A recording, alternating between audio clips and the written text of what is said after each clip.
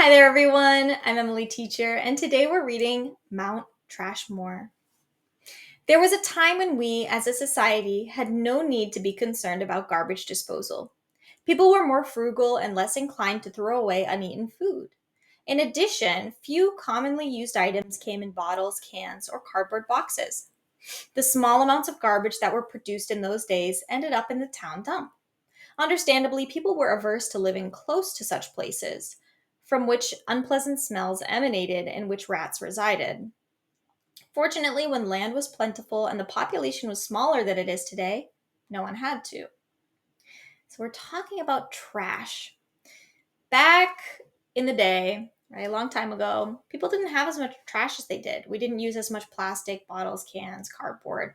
Um, But now we have lots and lots of trash. So let's find out what we're doing with all this trash.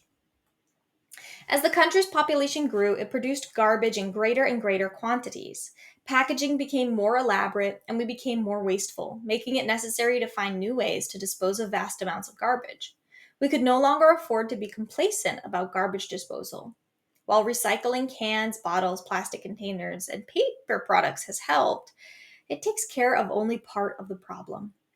So more people started to be born, right? We started to buy more things and packages became more elaborate, right? There became bags within bags and a can and a back and a box and a bag, lots of other things to throw away. So we had to find new ways of getting rid of trash because there was just too much of it.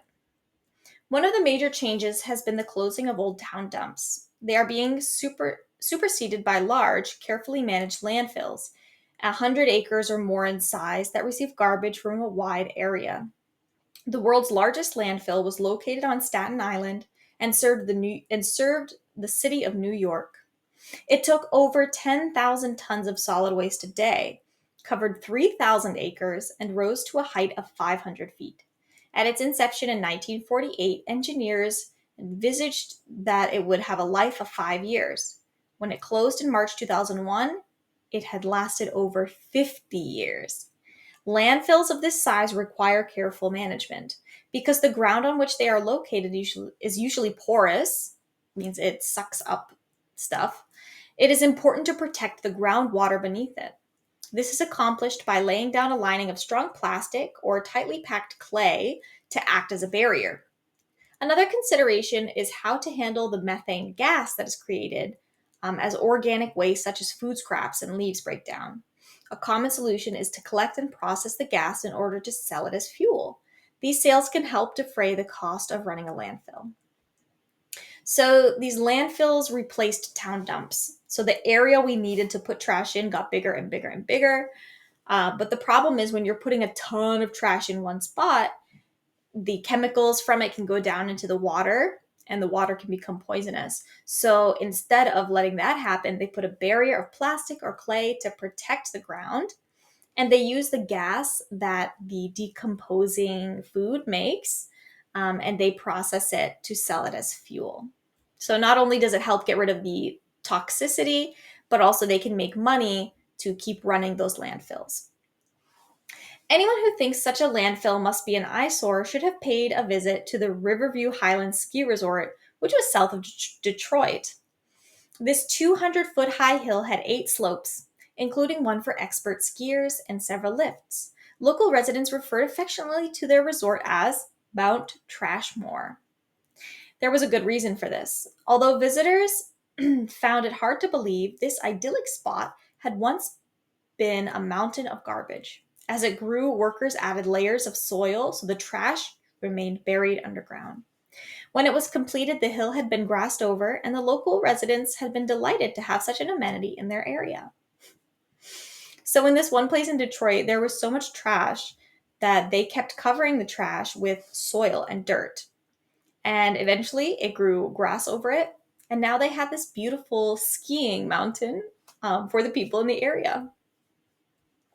Many people worry that we're running out of sites for landfills. Scientists who study the problem offer assurances that this is a fallacy. They say that there's no shortage of such places, nor is there likely to be for the foreseeable future. Nonetheless, new challenges arise periodically. In the 1980s, for example, a furor erupted in the press on television over styrofoam packaging used in the fast food industry. Those concerned about the environment claimed that this material was a major problem at landfills because it does not decompose over time. Fast food company executives, anxious to protect their image as responsible citizens, responded by ordering a switch to paper products. However, some scientists think paper lasts as long as plastic. So we can be assured by scientists that we are not running out of space to put the trash. But still, we do have to think about what we are putting in the trash, right? We know so much about garbage and its disposal because of data gathered through the Garbage Project, begun at the University of Arizona in 1973. Researchers knew that there was a paucity of accurate information on the subject. Over the years, at various sites around the country, some 750 people attired in lab coats, rubber gloves, and surgical masks have sifted through hundreds of thousands of pounds of garbage, separating it into 200 different categories. Just as ancient garbage heaps called middens provide archaeologists with tangible evidence of the daily lives of people who made them, so landfills at present, researchers of the Garbage Project with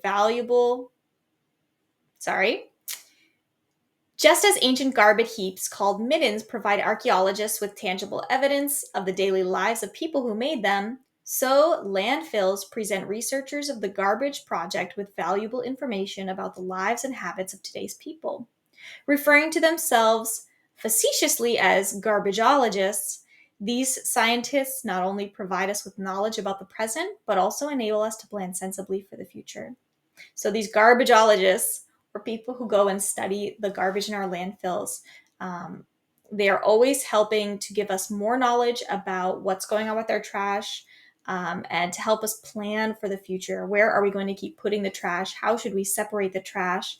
What can we all do to help make the earth better? Thank you for listening today. We do have links that are related to each article. If you want the link related to this one here, you can just find it down in the description below.